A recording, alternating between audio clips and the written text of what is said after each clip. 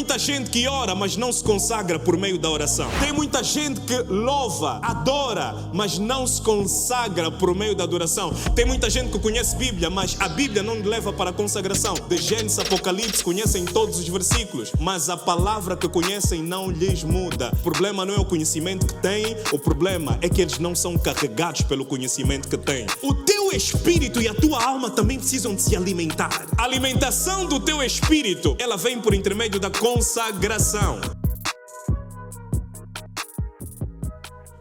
Diga-nos, pergunta ao seu irmão, como é que está o seu nível de carga? 100%? 50%? Ou estás sem carga?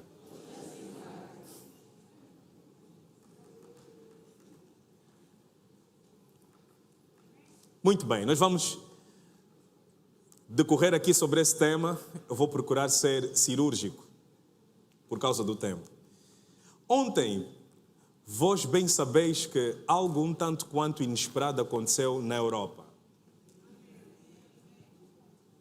Portugal, Espanha e França passaram por um apagão generalizado. Este apagão generalizado foi algo inesperado para eles.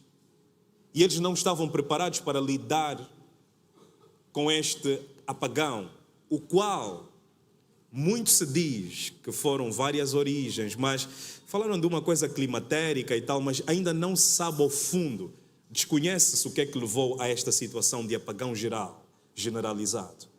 Mas instalou-se dentro daquele ambiente um grande caos. Os semáforos pararam, os bancos também fecharam, os supermercados fecharam, os voos foram cancelados, grande parte deles. Houve uma grande situação caótica na Europa por conta da falta de algo que para eles é essencial e para nós também. A diferença é que nós já estamos habituados com os apagões. E haja luz. E graças a Deus, ultimamente, cá em Angola, cá em Luanda, nós não temos sentido muitos apagões conforme antigamente sentíamos. Nós já sofremos mais, de facto. Entretanto, nós temos o plano B, temos os geradores que nos deixam preparados para situações inesperadas de apagões. Mas eles não têm isso. Portanto, tudo, absolutamente tudo paralisou. Tudo ficou parado por falta de energia. E no meio deste contexto, eu estava a conversar com alguém que está lá em Portugal. Na verdade, ele ligou para mim e me disse, ficamos sem energia, estamos sem internet. Ligou-me chamada de voz e ele me disse, eu só estou com 1%, daqui a nada o telemóvel vai desligar. E nós falamos, o telemóvel dele desliga-se, pensando eu que provavelmente tinha mais porcentagem, liguei de volta, mas nada. Disse-me que o número que eu estava a tentar ligar estava desligado.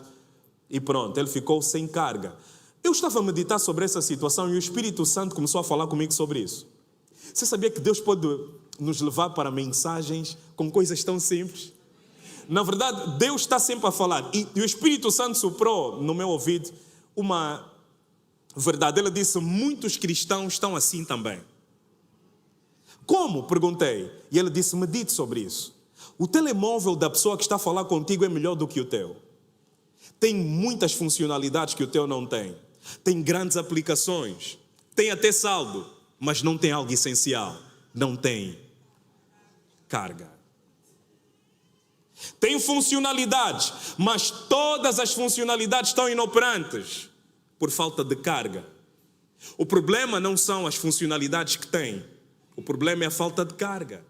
O problema de muitos cristãos não é a falta de dons. O problema é a falta de carga. Não é a falta de capacidade, é a falta de carga. Não é a falta de poder e autoridade, é a falta de carga. Carga é algo essencial, sem a qual você não poderá beneficiar-se de todos os recursos que existem num determinado dispositivo, que de forma alegórica, eu estou-lhe a trazer aqui o telemóvel, mas do ponto de vista espiritual, Deus me disse assim, Existem muitos cristãos que têm um poder grande sobre si, mas não estão a viver aquilo pelo qual eu lhes desenhei para ser, porque estão sem carga. E eu perguntei a Deus, mas como buscar esta carga? E Ele me disse, a carga nós buscamos por intermédio da consagração. Tem muita gente que ora, mas não se consagra por meio da oração. Tem muita gente que louva, adora, mas não se consagra por meio da adoração. Tem muita gente que conhece Bíblia, mas a Bíblia não leva para a consagração. O diabo conhece da Bíblia melhor do que eu e você. Lembra-se que quando ele tentou Jesus no deserto, ele disse, está escrito. Ele usou a palavra contra a própria palavra. Estava muito doido. Mas a Bíblia nos mostra que ele tem um conhecimento sobre a palavra tão grande, mas a palavra não lhe muda. E existem muitas pessoas também assim, de Gênesis a Apocalipse, conhecem todos os versículos, mas a palavra que conhecem não lhes muda. O problema não é o conhecimento que têm, o problema é que eles não são carregados pelo conhecimento que têm. O problema não é a palavra que eles têm, não é a palavra que eles ouvem, não é a palavra que eles escutam, mas o problema é que eles não permitem que esta palavra que eles têm e que escutam e que escutem, carregue-lhes espiritualmente. Diga glória a Deus. Portanto, o problema de muitos cristãos é porque estão sem carga espiritual, sem energia espiritualmente falando, estão descarregados, têm talentos, mas os talentos estão inoperantes, têm dons, mas os dons estão inoperantes. Por favor, compreenda isso, você é tridimensional. Você tem três naturezas. Você é um ser que tem espírito, alma e corpo. E você já ouviu aquele velho ditado que diz que saco vazio não fica em pé? Já ouviu? Essa expressão comumente nós usamos para dizer que quando alguém está com muita fome não tem muita energia. Não é isso? Isso já aconteceu consigo? Já sentiu fome até esse ponto? Eu já. Mas aqui nos leva para um pensamento que é da dimensão física. Só que o teu espírito e a tua alma também precisam de se alimentar. E a tua alma e o teu espírito não se alimentam com funge. Não se alimentam com macaiabo. Não se alimentam com pão, com mufete. A alimentação do teu espírito, ela vem por intermédio da consagração, por intermédio da conexão que você tem com Deus. A oração só te leva para a consagração quando você se conecta verdadeiramente com Deus. Quando a tua oração te leva para um período de conexão, aí você recebe uma energia da parte do Espírito que te energiza e te dá força espiritual para você poder resistir às astutas ciladas do inimigo. Por isso é que a palavra diz, no demais, irmãos, fortalecei-vos no Senhor e na força do seu poder, para poderes resistir às astutas ciladas do inimigo.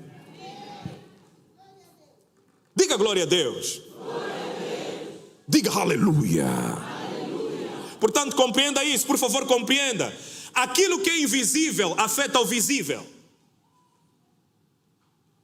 Aquilo que é intangível afeta o tangível.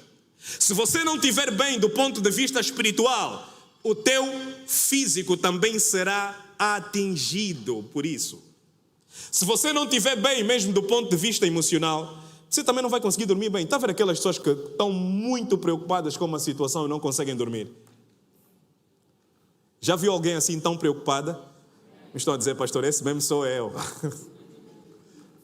Estão tão preocupadas com uma situação que não conseguem dormir. O dormir é no físico, mas a situação é intangível, é uma preocupação. E se você não estiver bem emocionalmente, todos os papéis da tua vida vão ser atingidos com isso também. Se você não estiver bem, você não faz bem. Se você não estiver bem, você não anda bem. Se você não estiver bem como pai, você também não será um bom pai. Como mãe, você não será uma boa mãe. Como cristão também, você não será um bom cristão. Por isso é que Deus, antes de levantar Josué como uma influência, primeiramente foi uma influência para Josué, porque você só influencia com aquilo que te influencia. Deus levantou Josué e disse assim: não temas, crê somente. Assim como eu fui com Moisés, eu também serei contigo. Esforça-te, tem bom ânimo, não temas, crê somente. Porque do ponto de vista emocional, Josué estava destruído. Como lidar com situações emocionalmente complicadas? Faça como o salmista. O salmista estava com a alma batida e ele teve uma prosa com a sua própria alma. Você conversa consigo? Ele teve uma prosa consigo mesmo. Ele disse: por que te abates, ó minha alma? Não tenhas medo, em Deus espera. Por outras palavras, ele está nos ensinar que tem determinadas vezes que você tem que declarar, pregar para ti mesmo, profetizar a palavra de Deus para ti mesmo, olhar para o espelho e declarar: por que te abates? Deus é contigo. O Senhor é por ti, ninguém será contra ti. Agindo Deus na tua vida, quem te pedirá? O Senhor é teu pastor e nada te faltará. Pelas pisaduras de Jesus você está sarada. Terá vez que você tem que se levantar como seu próprio profeta e declarar a palavra de Deus na tua vida. Por que te abates, ó minha alma? Não tenhas medo, em Deus espera. Aleluia.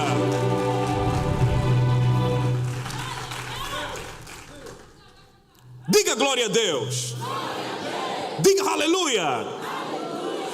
Então, meu amado irmão, por favor, compreenda isso. Nós acabamos de ler Romanos, capítulo número 6, e a partir do versículo número 12, nós lemos: não reina o pecado em nosso corpo mortal, para não lhe obedecermos, segundo a sua concupiscência. Nem tampouco apresenteis o vosso corpo ao pecado como instrumentos de justiça, mas apresentai-vos antes a Deus como vivo dentre os mortos, e o vosso corpo a Deus como instrumentos de justiça. Assim o pecado não terá domínio sobre vós, pois não estás debaixo da lei, mas debaixo da graça. Quer dizer que o domínio do pecado vem sobre você quando o reino de Deus não reina em você. Veja, Jesus disse assim: Pai nosso que estás no céu, venha a nós o teu reino, seja feita a tua vontade. Quer dizer que quando você recebe o reino, você recebe o reino. E quando você recebe o reino, você recebe a vontade do reino. Eu preciso explicar isso. Venha a nós o teu, seja feita a tua.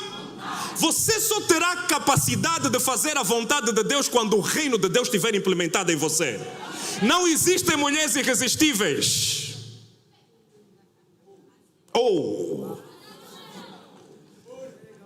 Não existem homens irresistíveis. O que existem é pessoas e mulheres que não têm o reino de Deus em si, ao ponto de terem a força do reino para não sentirem prazer com coisas que lhe tiram do reino. Porque quando você tem o reino de Deus, você não peca à toa. Não sou eu que estou a dizer, é a própria palavra. A Bíblia nos diz que quem conhece a Deus não peca. Se você for a fazer uma exegética, um estudo na primeira, segunda e terceira carta de João, também conhecido como a teologia joanina, que está na primeira, segunda e terceira carta, você vai ver João apresentar duas características de Deus. A primeira característica que ele apresenta de Deus é que Deus é luz. E a segunda característica que ele apresenta de Deus é que Deus é amor. Quer dizer que aonde Deus está também a essência de Deus. Quer dizer que a partir do momento, e eu viajo para João capítulo número 1, versículo número 12, que diz assim: a todos quanto receberam, deu-lhes o poder de se tornarem filhos de Deus. Todos quanto recebem Deus como seu Pai e se tornam filhos de Deus, recebem a essência do Pai. Para saber que alguém é teu filho, basta fazer um teste de essência, DNA. E vão ver que dentro da essência do filho tem a essência do Pai. Se você quer saber quem é o teu pai, basta olhar para a essência que você tem, se corresponde com a essência do teu pai. Se Deus é amor, se Deus é justiça, se Deus é luz, quer dizer que todos aqueles que são filhos de Deus não podem ser trevas, não podem andar na treva, não podem andar na falta de amor, nem na falta de santidade. Quando Deus está em você, automaticamente, Gálatas capítulo 5, versículo 22, você começa a manifestar o fruto do Espírito. Você terá dificuldade em resistir à tentação se você não estiver cheio do Espírito Santo. Por favor, compreenda. Você é muito mais do que a imagem que você vê no espelho.